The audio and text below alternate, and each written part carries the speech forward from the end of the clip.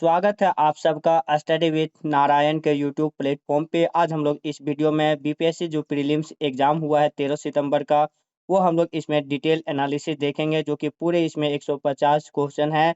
हम लोग इसमें 71वें बीपीएससी का जो एग्जाम हुआ सारे क्वेश्चन हम लोग देखेंगे। आप सब वीडियो का लास्ट तक जरूर बने रहिएगा ताकि हर एक क्वेश्चन आप सबों को प्राप्त हो। हम लोग देखते हैं आज का क्लास। पहला क्वेश्चन था यूएनडीपी के मानव विकास सूचकांक एचडीआई रिपोर्ट 2025 के अनुसार भारत में जीवन प्रत्याशा 1990 में 58.6 वर्ष थे या 2023 में कितनी हो गई।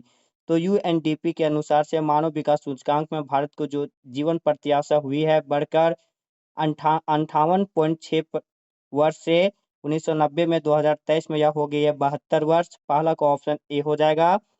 दूसरा, फरवरी 2025 में एआई एक्शन समिट किस शहर में हुआ था।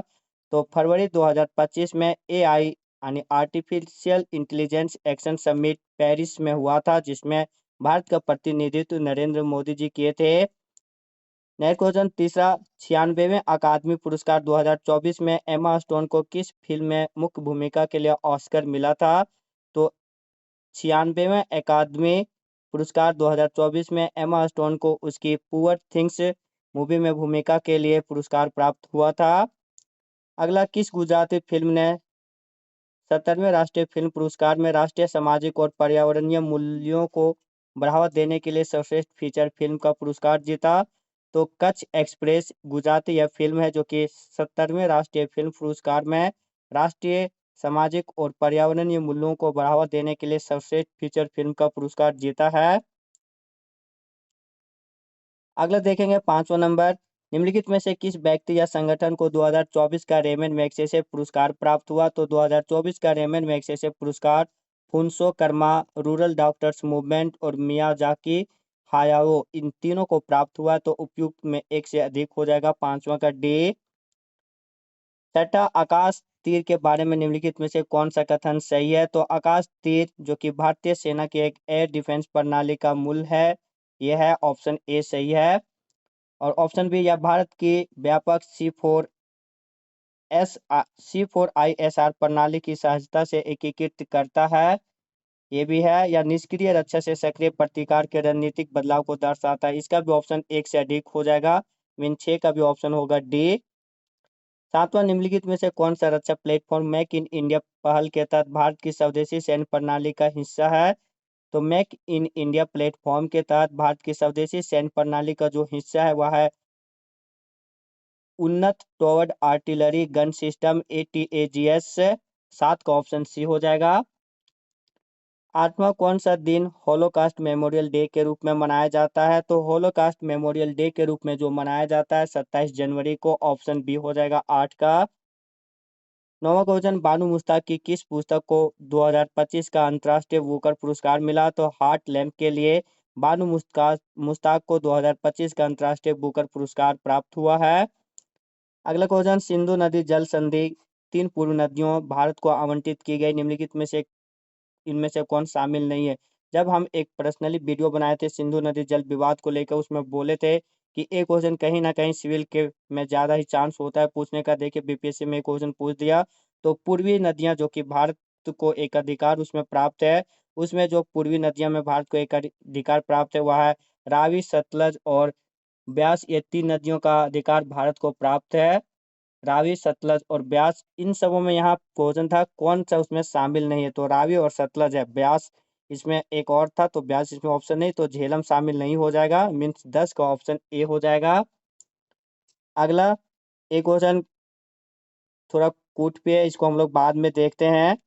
10 नंबर का एक डिटेल वीडियो हम लोग फिर दोबारा लाएंगे। अभी पहले जो ज्यादा इंपॉर्टेंट है, जो मोस्ट है, वो हम लोग देख लेते हैं।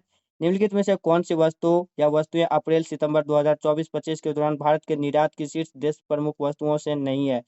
तो 2024-25 के में अप्रैल से सितंबर तक में जो निर्यात में शीर्ष 10 वस्तु में जो शामिल था वह पेट्रोलियम उत्पाद नहीं था, 12 का ए। अगला, भारतीय वन स्थिति रिपोर्ट 2023 के अनुसार निम्नलिखित में से क्या सही है या क्या गलत है। क्वेश्चन दिया हुआ नहीं था, एक क्वेश्चन का विरोधाभास है, इसमें कंट्राडिक्शन है, क्योंकि जो ऑप्शन है A B C इन तीनों में ऑप्शन गलत दिया हुआ है। अगर ये क्वेश्चन रहता है इनमें से कौन सा सही नहीं है, तब एक से अधिक हो जाता, क्योंकि देश का कुल वन और बीच आवरण देश के कुल भौगोलिक क्षेत्र का 15% नहीं, इससे ज्यादा है, लगभग 24-25% के आसपास। सबसे बड़े दर्ज वन क्षेत्र वाले शीर्ष 3 राज्य झारखंड, अंडमान निकोबार और मणिपुर, ये भी नहीं है। अगर प्रतिशत में पूछा जाए तो सबसे ज्यादा मिजोरम, केरल और अंडमान निकोबार है। तीसरा जो सी ऑप्शन था, सबसे अधिक वृक्षावरण महाराष्ट्र राज्य में पाया गया है, उसके बाद राजस्थान और उत्तर प्रदेश का है, ये भी गलत है। सबसे अधिक क्षेत्रफल में मध्य प्रदेश है, फिर छत्तीसगढ़ और आंध्र प्रदेश राज्य आता है, ये तीनों। अगला 2023 के वैश्विक सेवाओं के निर्यात में निम्नलिखित में किस देश ने भारत में सबसे अधिक हिस्सेदारी दी थी? इस क्वेश्चन का भी आंसर हम लोग अभी स्किप में रखते हैं। बाकी हम लोग अभी जितने भी क्वेश्चन है, आप सबों को बहुत जल्द क्वेश्चन चाहिए, तो पूरा अभी आंसर सॉल्यूशन नहीं हो पाया है, फिर भी जो ज़्यादा और जो सुटेबल है वो हम लोग देखते जाएंगे, और पूरा क्वेश्चन आप सबको 150 क्वेश्चन तक ये वीडियो बनाया जाएगा, उसके बाद सारा आंसर के साथ वीडियो एक और लाया जाएगा। अभी आप सब क्वेश्चन देख सकते हैं, टेलीग्राम चैनल में एक पूरा क्वेश्चन का PDF डाल दिया जाएगा, वहां से आप सब विजिट भी कर सकते हैं। आगे हम लोग देख सकते हैं एक और क्वेश्चन 31 अक्टूबर 2024 तक भारतमाला परियोजना के तहत किस राज्य में सबसे अधिक निर्मित सड़क की लंबाई थी? तो इसका आंसर हो जाएगा 17 का सी महाराष्ट्र। बाकी सारा क्वेश्चन देख सकते हैं, पहले करंट अफेयर था, उसके बाद से फिर इकोनॉमिक्स का क्वेश्चन यहाँ पे स्टार्ट हुआ है।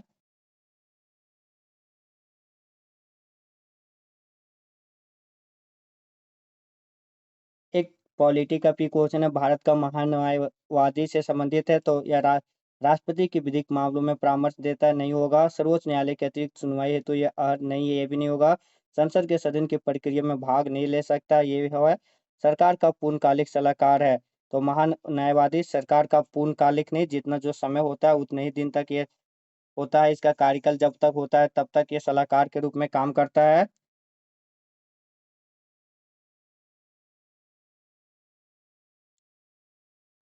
बाकी पूरे हम लोग 150 क्वेश्चन इसी तरह से आप सब देख सकते हैं। यहाँ फिर पॉलिटी का पहले करंट अफेयर, फिर इकोनॉमिक्स, उसके बाद पॉलिटी का क्वेश्चन स्टार्ट हो गया है।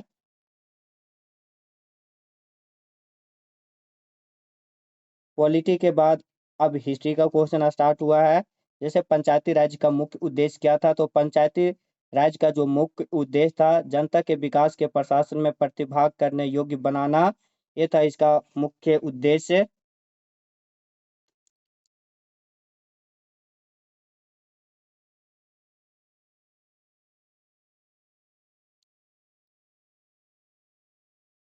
यंग इंडिया एक राष्ट्रीय पत्र जो प्रारंभ किया गया था महात्मा गांधी के द्वारा, यंग इंडिया प्रारंभ किया गया था ये पत्र।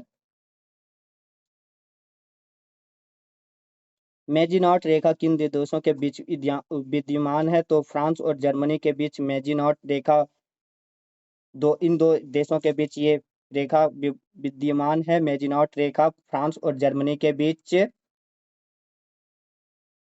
अगला क्वेश्चन एक ज्योग्राफी का, फिर दुनिया का सबसे बड़ा नदी द्वीप कौन सा है? तो माजुली, जो कि ब्रह्मपुत्र नदी पे असम में है, दुनिया का सबसे बड़ा नदी द्वीप है।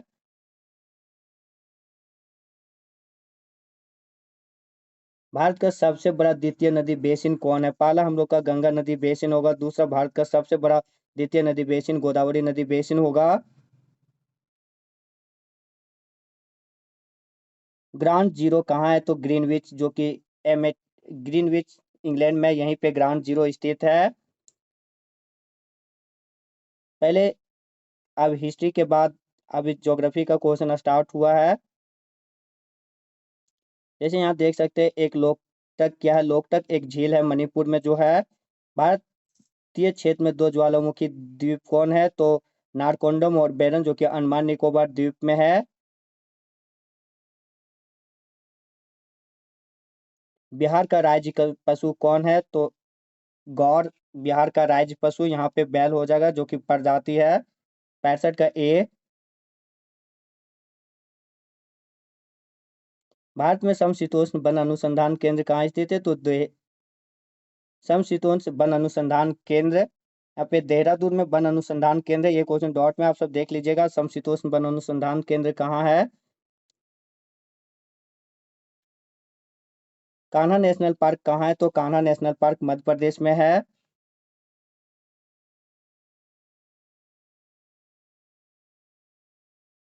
अब कुछ बिहार का क्वेश्चन स्टार्ट है, उसके बाद फिर मैथ का होगा, फिर इसी प्रकार से और भी हर एक पेपर का। फिर साइंस का क्वेश्चन यहाँ पे स्टार्ट हुआ है। 0.1 NaCl समाधान का पीएच मान लगभग कितना है? समतल समतल दर्पण की फोकस दूरी कितनी होती है? तो इसकी फोकस दूरी अनंत होती है समतल दर्पण की।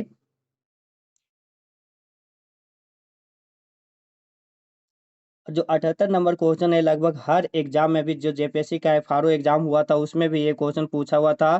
पावर का जो फॉर्मूला होता है P इक्वल टू क्या नहीं हो सकता है, वो यहाँ पे पूछा था। तो इसमें जो पावर का फॉर्मूला होगा P equal to B equal to V² बट्टे R, P equal to I²। R तो यहाँ पे ऑप्शन ए हो जाएगा 78 का। IR² नहीं होगा।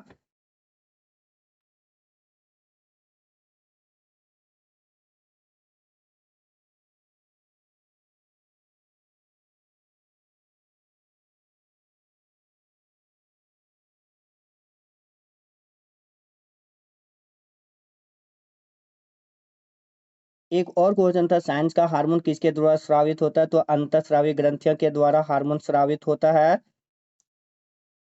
एक इन्वायरमेंटल साइंस का क्वेश्चन था, ओजोन दिवस कब मनाया जाता है? तो 16 सितंबर को। 99 नंबर, निम्नलिखित में से कौन सी खरीफ फसल है? खरीफ फसल जो कि गर्मी के दिनों में इसको काट ली जाती है और जाड़े के दिनों में बोई जाती है, तो इसमें से कौन सी खरीफ फसल है? तो इस अनुसार से इसका आंसर हो जाएगा, सॉरी यहाँ पे खरीफ फसल पूछा था, रबी फसल नहीं। तो खरीफ फसल जो कि ये गर्मी के बाद ये बोई जाती है और बरसात के समय ठंड आने से पहले काट ली जाती है, तो ये हो जाएगा जौ, चना और गेहूं, ये सब रबी फसल हो जाएगा। खरीफ फसल यहाँ पे हो जाएगा गन्ना। जौ, चना और गेहूं ये रबी फसल, गन्ना यहाँ पे खरीफ फसल में आ जाएगा।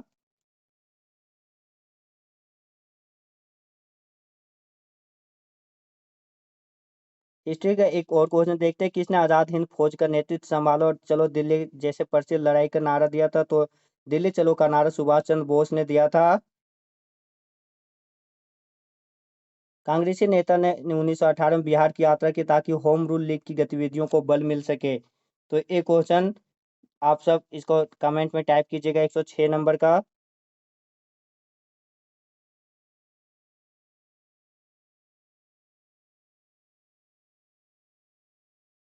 बिहार में किसान सभा का प्रमुख नेता कौन था? एक बिहार का एक क्वेश्चन है, तो किसान सभा का जो प्रमुख नेता था शाहजानंद सरस्वती। बिहार से एक और क्वेश्चन था, मार्च 1939 में बिहार के मुख्यमंत्री कौन बने थे? तो श्री कृष्ण सिंह।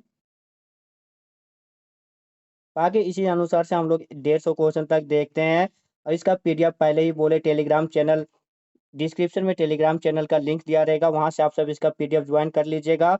डिटेल हम लोग पूरा फुल 150 क्वेश्चन का आंसर के साथ अभी कुछ देर के बाद जब पूरा इसका आंसर पता चलेगा तो हम लोग इसमें लाएंगे, क्योंकि अभी आप सबों को क्वेश्चन जल्दी प्राप्त करना है। तो इसमें हम लोग कुछ क्वेश्चन का आंसर के भरभली उसके बाद पूरा पीडीएफ डाल देंगे। उसके बाद इस चैनल को सब्सक्राइब जरूर कीजिएगा ताकि हर एक इन्फॉर्मेशन प्राप्त हो, और जब डिटेल वीडियो आए तो पूरा आप सब उससे मिला सकते हैं। कितना स्कोर कार्ड जाएगा वो भी आप सब जरूर कमेंट में टाइप कीजिएगा जब डिटेल वीडियो आएगा तब। यहाँ से मैथ का क्वेश्चन स्टार्ट है।